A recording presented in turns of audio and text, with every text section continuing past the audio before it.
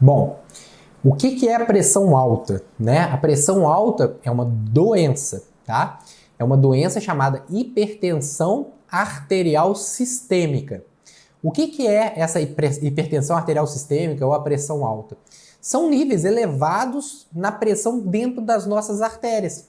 Lembra daquela historinha que eu falei para vocês lá no início do nosso curso, que é a nossa casa, o encanamento e o nível de pressão dentro desses canos é o que a gente chama de hipertensão. Então, quanto maior for a pressão dentro desses canos, dentro das nossas artérias, maior é a nossa pressão arterial, tá? E o que tem de bom, o que tem de ruim nisso?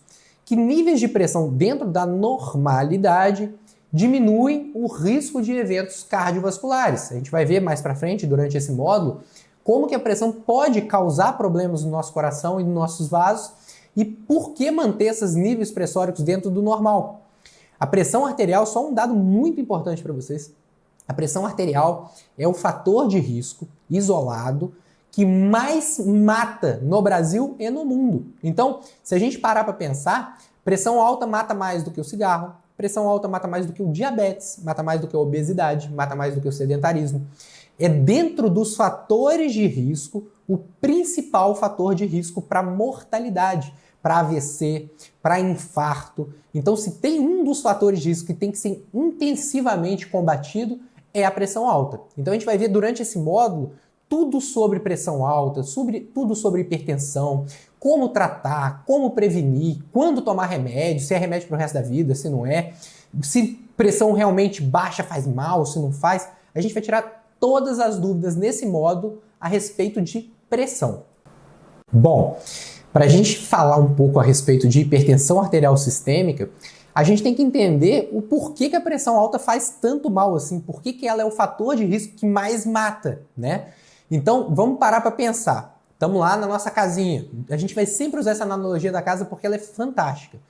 Imagina, você está com uma pressão alta, então os canos estão com a pressão alta ali dentro deles. O que vai acontecer? O encanamento começa a ficar cada vez mais distendido, ele começa a sofrer distensão, pode começar a dar alguns tipos de rachadura dentro deles. Além disso, a bomba, o nosso coração, está sobrecarregado. Vamos parar para pensar para vocês entenderem isso direitinho. Sai o cano, que é a artéria, no caso é a aorta, do coração, que é a bomba. Se você está com uma pressão alta na raiz da aorta, ou seja, no cano que sai do seu coração, se a pressão dentro desse cano está muito alta, o seu coração precisa mandar sangue para frente. Então ele precisa vencer esse obstáculo, que é a pressão alta, para o sangue poder sair do coração e ir para as artérias. Senão o sangue não sai do coração. E aí o que acontece? O coração começa a trabalhar cada vez com mais força, mais força, mais força. É como se ele estivesse fazendo ginástica o tempo todo. O nosso coração bate em média 70 a 80 vezes por minuto. Imagine isso ao longo da sua vida toda. Quantos batimentos cardíacos são? Quantas vezes ele precisa vencer essa pressão para o sangue conseguir sair do coração? Então, com o passar do tempo, o coração vai fazendo tanto esforço, tanto esforço, tanto esforço, que chega uma hora que ele não dá mais conta. Ele já hipertrofiou, ele já ficou forte, ele já ficou bombado, tanto que ele podia. Ele fez um mecanismo de adaptação máximo que ele podia para poder ter a força para continuar mandando sangue para frente. Chega um ponto que ele não consegue mais. Ele entra em falência, ele começa a ficar grande, dilatado, fraco. E aí o paciente começa a desenvolver insuficiência cardíaca secundária a esse mecanismo de pressão alta. Então a pressão alta, além de lesar o cano, o encanamento, por estar alta a pressão dentro do cano, ele prejudica muito a bomba também. Então daí a importância da gente combater a pressão alta. Quanto antes nós conseguirmos diagnosticar e tratar a hipertensão arterial, menores são os riscos disso acontecer. O risco da pressão alta desenvolver alguma doença demora anos e anos e anos. E a hipertensão arterial, ela é uma doença que demora anos e anos para desenvolver, por exemplo, uma coronariopatia, ou dar um AVC, ou causar um infarto, ou causar insuficiência cardíaca. E qual que é o grande problema da hipertensão arterial? É que ela é uma doença extremamente silenciosa, traiçoeira por causa disso. O paciente tem a pressão alta e se ele não medir a pressão, não for numa farmácia, não for no posto de saúde, não for no médico medir a pressão, ele nunca vai saber se ele tem a pressão alta ou não. Isso pode ser totalmente silenciosa. E o paciente fica ali 10, 15, 20 anos com 16 por 10, 17 por 10 de pressão, desenvolvendo todo esse mecanismo. E aí, quando ele vai descobrir que ele tinha pressão alta, já foi por causa de um infarto, já foi por causa de um AVC, já está com insuficiência cardíaca.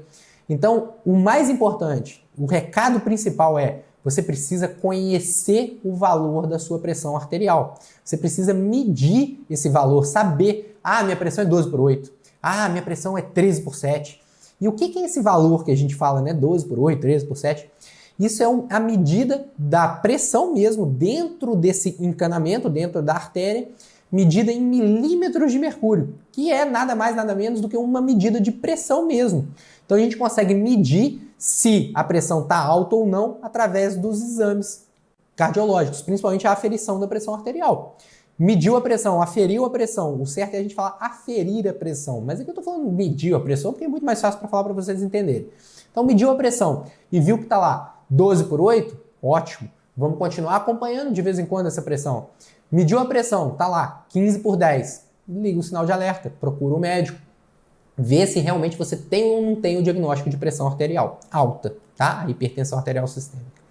Esse é o recado. Doença silenciosa, traiçoeira. Se você não correr atrás de saber os valores da sua pressão arterial, você pode sofrer essas consequências terríveis no longo prazo. Bom, vamos lá.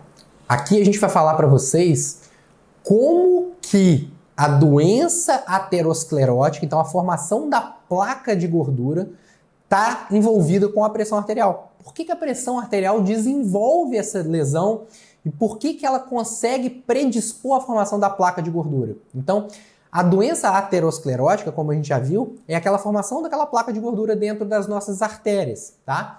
Que é muito importante frisar, é diferente de arteriosclerose, que é o sistema natural de envelhecimento da artéria.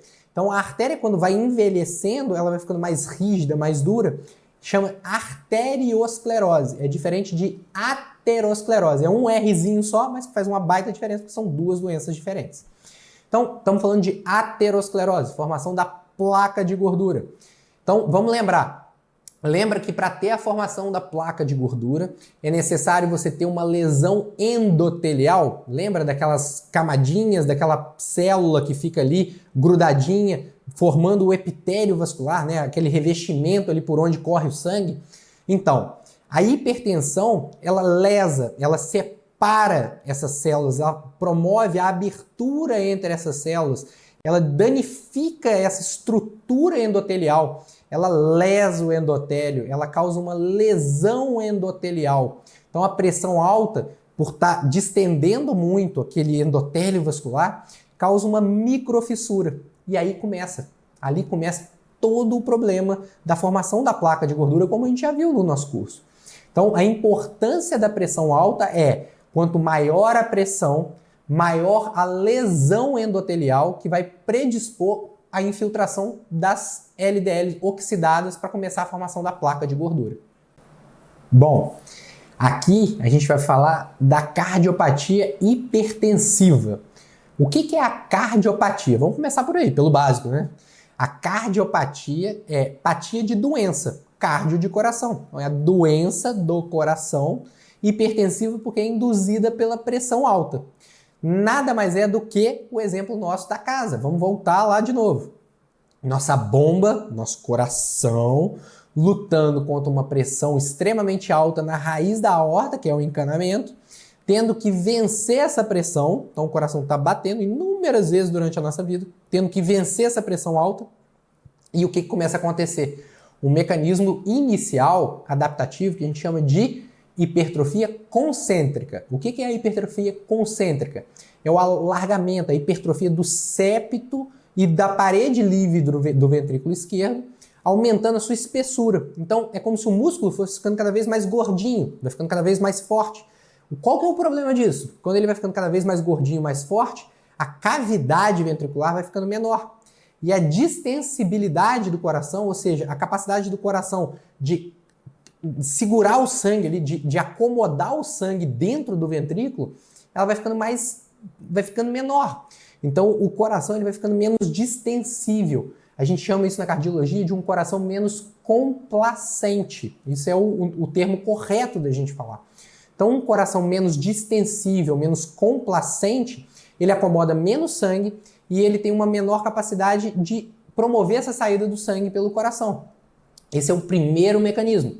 Com o passar dos anos, vai desenvolvendo, vai piorando essa hipertrofia concêntrica, o coração vai ficando cada vez mais rígido e chega um ponto que ele não dá mais conta de promover esse mecanismo adaptativo. E aí ele entra num quadro de falência de bomba.